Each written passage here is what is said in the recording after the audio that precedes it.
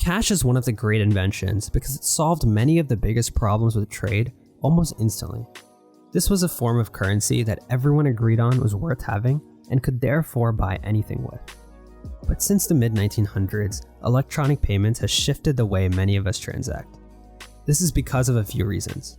The first one being that cash is inefficient and inaccurate. This is because the distribution of cash to banks is very costly, cash counts by bank tellers are inaccurate, and paying with cash can be inconvenient for the consumer. The second larger reason is that cash has security issues.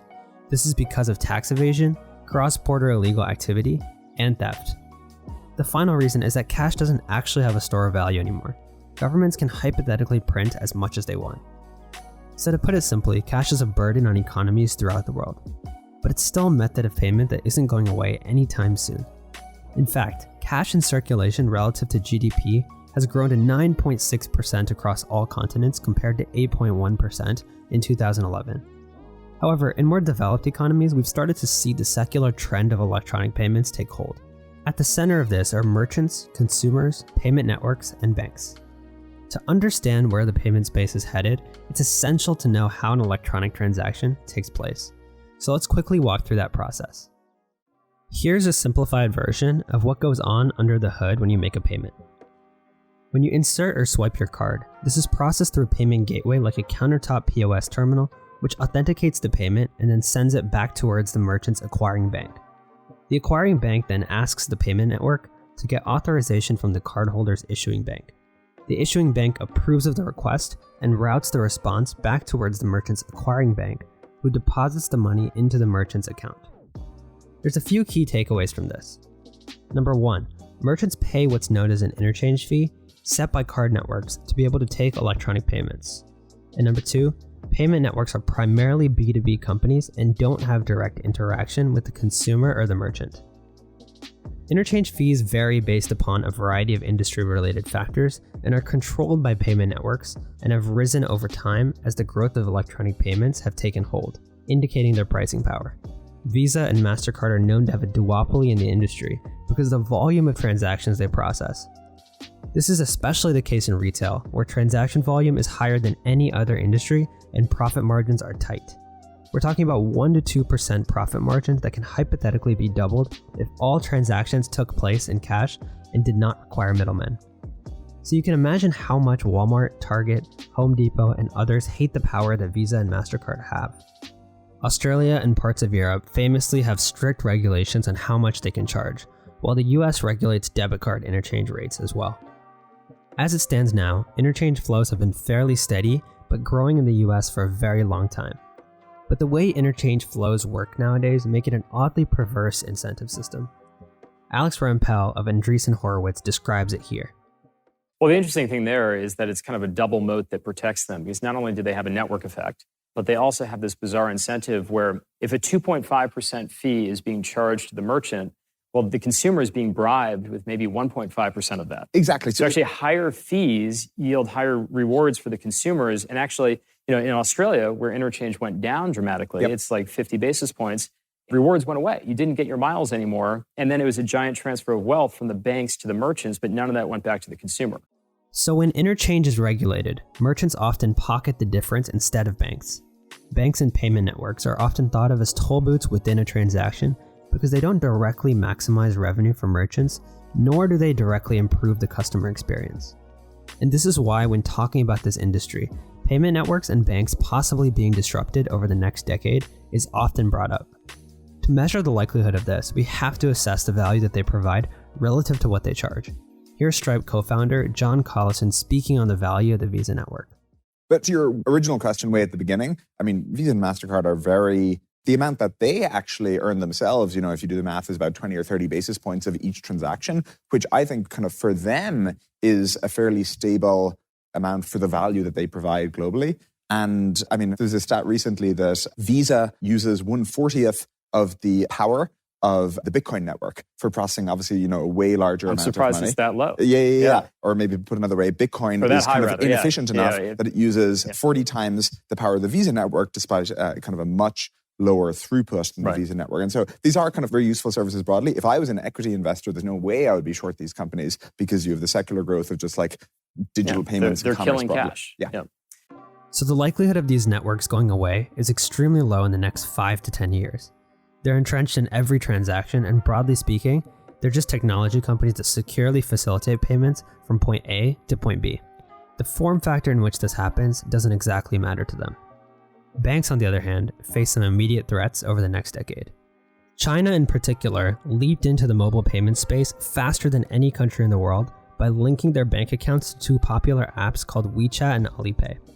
WeChat in particular is what some call a super app that controls the entire customer experience, while banks are left to just top up customers' digital wallets. Merchants are mostly armed with QR codes to complete transactions with their customers. Since almost every merchant can afford to print out a QR code, and virtually every customer has a mobile phone, the mobile payment adoption rate has hit nearly 80% of the entire population. Software-enabled experiences have begun to enter every industry and has already made a mark in financial services in the United States. Banks are certainly competing, but we can already see the cracks in their efforts. Because banks receive a large part of the interchange fee, they're incentivized to spend billions of dollars every year to get customers to open checking accounts.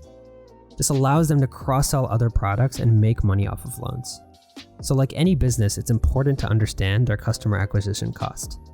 The average retail bank spends nearly $1,000 acquiring a new customer. Square, on the other hand, with the Cash App, can acquire customers for just around $20. Today on the Cash App, users can transfer money P2P, buy Bitcoin, pay businesses directly, and even get their paychecks direct deposited. They also have a lending business called Square Capital, specifically focused on the underserved population. These targeting strategies have created viral growth for the two services, particularly in states with the highest unbanked rates. Many startups are targeting the unbanked because these are people who can't open a checking account and therefore present an opportunity for startups to get a foothold in a highly regulated environment. A key aspect of China's transition to digital payments was their ability to move around the same barrier. Having said that, it's more complicated here. Since there's even more regulation, banks are more entrenched in our society, and security is of greater importance to the American consumer. This likely means QR codes won't be very widespread here, as China's had major security-related issues with it. Instead, since most merchants in the US can't afford to use payment processors, EMV and NFC technology will continue to be used to securely process transactions. Apple Pay, for example, uses NFC technology along with Touch ID and dynamically encrypts the data being exchanged while taking just a fraction of the time of magstripe or chip transactions. But despite the security and speed of mobile payments, they have yet to take off in the US. This is because shifting customer behavior is never easy, and many merchants have not been accepting mobile payments until now. However, the pace of Apple Pay's growth will likely benefit greatly from the introduction of the Apple Card. While the rewards aren't industry-leading, the Apple Card will still incentivize more to use Apple Pay. And Apple Pay can potentially solve two main issues with payments today. Alex Rampell calls the first issue the pajama problem. This is when you're sitting in bed late at night with your wallet downstairs, but want to make a purchase. You get to the point in the process where you need to input your credit card information and then decide it's too much work. But once Apple partners with most online merchants, this can be accomplished with just Touch ID. This solution also lends itself well to CNP transactions, which merchants pay higher interchange fees for because of the chances of fraud and chargebacks. It's estimated that nearly half of all credit card fraud is due to CNP transactions. And this makes sense because EMV Smart Chip Authentication is not involved in the transaction. The second problem, the Costco problem, is when you're waiting in line at a store and there's 12 people in front of you with about 30 items each. Many people don't bother going to Costco because of this. EMV cards can take approximately 12 seconds to process, and this still doesn't account for people fumbling around with their wallets. Apple Pay can help solve these issues along with a few others. See, the Apple Card is the first credit card designed entirely around consumer needs. Its real purpose is to push consumers to use their mobile devices to make payments. And the instant cash and friendly user interface that encourages you to pay off your bill is the first of its kind. Banks, on the other hand, aren't incentivized to make you pay your bills on time. They make $150 to $180 billion in revenue off of credit card debt every year. Their incentives have never truly been aligned with their customers. But Apple's only focus is to give you a positive user experience in order to keep you hooked on their devices. And this simple reason, along with the technological advances currently being made in biometrics, may be why Apple has a real chance of accelerating us into a completely mobile future.